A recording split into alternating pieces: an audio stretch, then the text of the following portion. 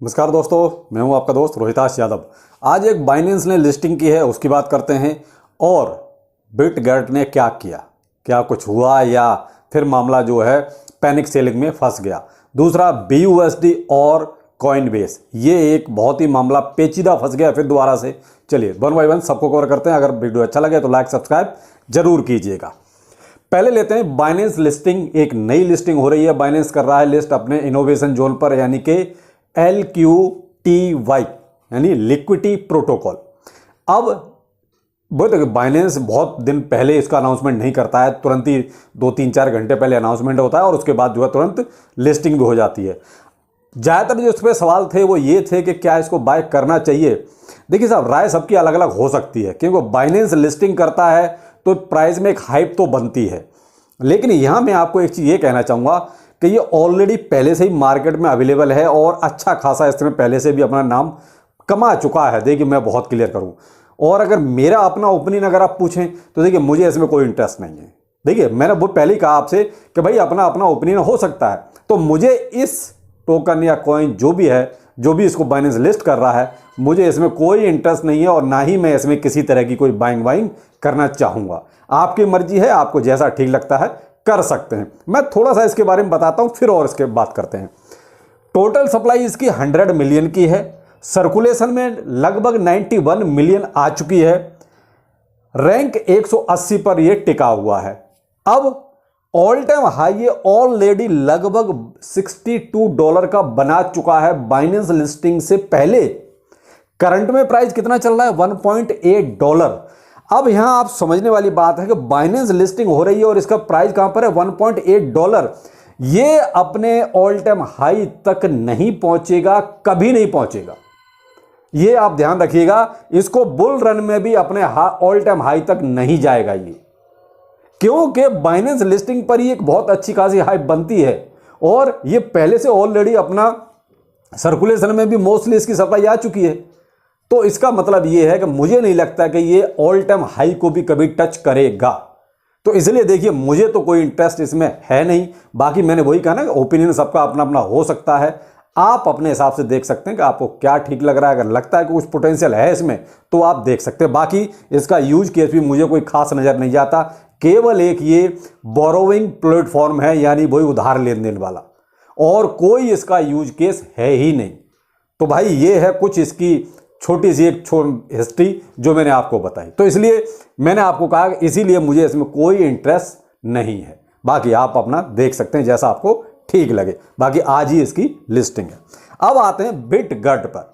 देखिए साहब, बिटगेट की सेकंड बर्निंग हो चुकी है और जो अनुमान था 4.5 से लेके 5 ट्रिलियन बिराइज टोकन का बर्न किया जाएगा, उससे ज्यादा ही हुआ। यानी कि लगभग 7.4 ट्रिलियन टोकन्स का एक तरह से खात्मा किया गया, सर्कुलेशन से बाहर किया गया। यानी कि 2 आपकी एक तरह से बर्निंग हो गई मैनुअली। वैल्यू लगभग आपकी ये बनती है लगभग $4.5 मिलियन के आसपास इसकी वैल्यू बनती है, जो इन्होंने आज खत्म कर दी। प्लस यहीं पर इन्होंने थर्ड बर्निंग जो इनकी होगी उसके लिए एक बाइंग कर भी ली।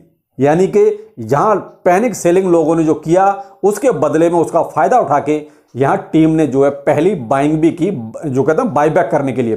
तो सेकंड के लिए भी इन्होंने 3 बायबैक की थी, यानी कि तो यहां पर भी इन्होंने 1 कर ली, आगे 2 और करेंगे। और करंट में प्राइस इसका जो है रुपए में 0.4 टाइम 0.45 रुपए में चल रहा है। डॉलर में आपका 6 टाइम 0.56 की सीरीज में चल रहा है। तो देखिए पैनिक सेलिंग तो होती है और फिर काफी दिनों से ये मामला चल रहा था, तो लोगों ने अपना प्रॉफिट बुक किया। अब फिर से दोबारा से नीचे आएगा और लगभग आई गया थी कि 44 तक तो जाने जाना है इसको।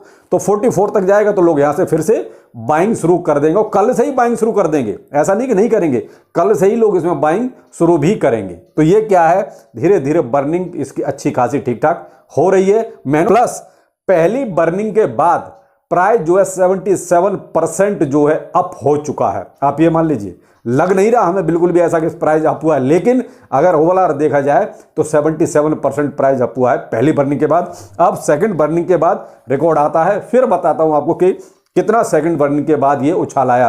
बेशक आपको ये चीज नजर नहीं आ रही, लेकिन प्राइस में बढ़ोतरी हो रही है। तो ये थे बिटगेट और न्यू लिस्टिंग से लेकर। मार्केट आपका देखिए BTC 23,300, बीएनबी 302 और मार्केट कैप आपका 1 ट्रिलियन का है। अब मैं बीएनबी का आपको क्यों बता रहा हूं, बीएनबी मैंने आज तक आपको ज़्यादा नहीं बताया, यहां पर जो या तो इथेरियम होता था या आपका कोई दूसरा कॉइन हो, लेकिन आज बीएनबी इसलिए बता रहा हूं क्योंकि ये कॉइन बेस और बाइनेंस का जो चल रहा है ना द्वंद्व, ये कहीं ना कहीं मार्केट को थोड़ा सा और उलझा रहा है। BUSD, कई सारे कमेंट है कि सर क्या करना चाहिए, BUSD में रहें या ना रहें। तो देखिए मैं आपको बहुत क्लियर कट बोलूं, आप अपने हिसाब से देखिए वो उनका मैटर है, उनको क्या करना है वो अपने आप करेंगे। आप अपने हिसाब से सोचो कि भाई आपको क्या करना है। आप मेरा अगर ओपिनियन जानो, मैं आपको यही सलाह दूंगा, BUSD में जो भी आपकी होल्डिंग है उसको आप USDT में कन्वर्ट कर लीजिए। ये मेरा ओपिनियन है, आपको जैसा ठीक लगता है वैसा कर सकते हैं, क्योंकि जब इतना बड़ा मामला चल रहा है और उधर अमेरिका जो कंपनी है SEC है अथॉरिटी, वो इनके पीछे पड़ी हुई है, तो हम रिस्क में क्यों रहें। और प्लस अब ये कॉइनबेस ने और एक आफत खड़ी कर दी। अब कहीं ना कहीं क्या है कि बैकग्राउंड में इनमें आपस में खींचतान जरूर चलेगी। अब क्या सोच रहे हो कि ये बाइनेंस सीजे बाइनेंस का चुपचाप बैठेगा, ये भी कुछ ना कुछ तो एक्शन लेगा ही, जैसे FTX के केस में हुआ। तो मे भी यहां कुछ ये झगड़ा और बढ़ सकता है, लेकिन अगर ये यही मैटर सॉल्व हो जाए, देखिए अगर वो कहते हैं मिल बांट के ये बैठ के अगर बात कर लेंगे तो मे भी सॉल्व हो जाएगा, कोई बहुत बड़ी बात नहीं है। लेकिन चूंकि भाई कॉइनबेस अमेरिका से है, FTX अमेरिका से था, तो भाई वो कहीं ना कहीं उन जो अथॉरिटी है SEC उसके प्रेशर में ही काम करेगा। कौन? कॉइनबेस। तो बाइनेंस के साथ मुझे लगता है कि वो कोई सुलह मशवरा करेगा। तो यहां पर थोड़ा सा ये मैटर बढ़ सकता है अगर इन्होंने थोड़ा वो कहते हैं अकलमंदी से काम नहीं लिया तो। अब यहां आपके लिए केवल एक ही सलाह है कि आपकी अगर BUSD में कोई भी होल्डिंग है उसको आप USDT में कन्वर्ट कर लें तो ज़्यादा बेहतर रहेगा। बाकी जो होगा देखा जाएगा, मार्केट है साहब, इनके झगड़े तो चलते ही रहते हैं, क्योंकि वो कहते हैं नाक की लड़ाई कि सर्वे सर्वा 1 नंबर की पोजीशन, वो सब चलता रहता है और वो चलेगा भी। क्योंकि और फिर दूसरा, अमेरिका ने जो SEC अथॉरिटी है उनकी, उसने बहुत ज़्यादा भी पैनिक क्रिएट कर रखा है। वो कुछ ना कुछ स्टेबल कॉइन्स को लेकर रोज एक नया फरमान जारी कर ही देता है।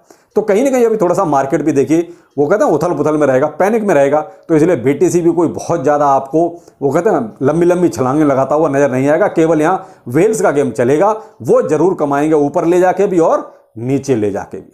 तो आप थोड़ा सा बच के रहें, वो ज़्यादा बेहतर रहेगा। बाकी मार्केट है, थोड़ा बहुत आपको भी समझना पड़ेगा। तो चलिए फिर मिलते हैं, नमस्कार।